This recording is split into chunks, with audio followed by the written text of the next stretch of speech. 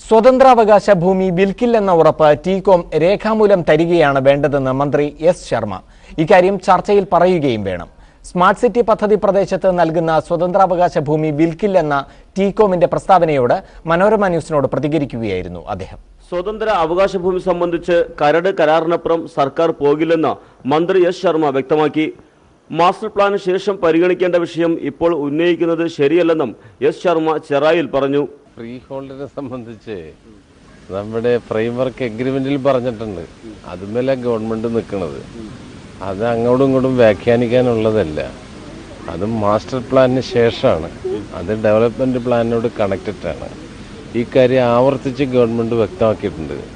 പിന്നെ ഓരോ ദിവസവും ഓരോ പ്രസ്താവനക്കും മറുപടി പറയുക ഗവൺമെന്റിന്റെ ജോലിയല്ല. സ്വതന്ത്ര അവകാശ ഭൂമി വിൽക്കില്ലെന്ന ടീകോമിന്റെ പ്രസ്താവനയെക്കുറിച്ച് ചോദിച്ചപ്പോൾ മന്ത്രി ശർമ്മയുടെ പ്രതികരണം ഇങ്ങനെയായിരുന്നു. പ്രസ് റിലീസിന് മറുപടി പറയലല്ല നമ്മുടെ ജോലി. അവര് പറയണതിന് മറുപടി പറയേണ്ട ജോലി ഇവിടെ ഇല്ലെന്ന്. അതിലൊറ്റ കാര്യമുള്ളൂ, അവര് ചർച്ചയിൽ പുറത്തു പറയണത് രേഖാപരമായിട്ട് എഴുതി കൊടുക്കട്ടെ.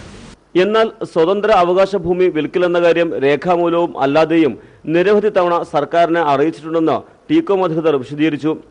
ഒക്ടോബർ 1 ചീഫ് സെക്രട്ടറിയുമായി നടന്ന ചർച്ചയിലും ഇക്കാര്യം അറിയിച്ചിരുന്നു. ഏറ്റവും ഒടുവിൽ തിരുവനന്തപുരത്ത് ഡയറക്ടർ ബോർഡ് യോഗത്തിന് ശേഷം ഇറക്കിയ വാർത്താക്കുറിപ്പിലും ഇക്കാര്യം വ്യക്തമാക്കി.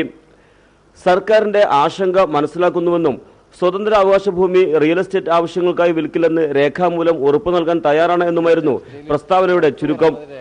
സലാം പി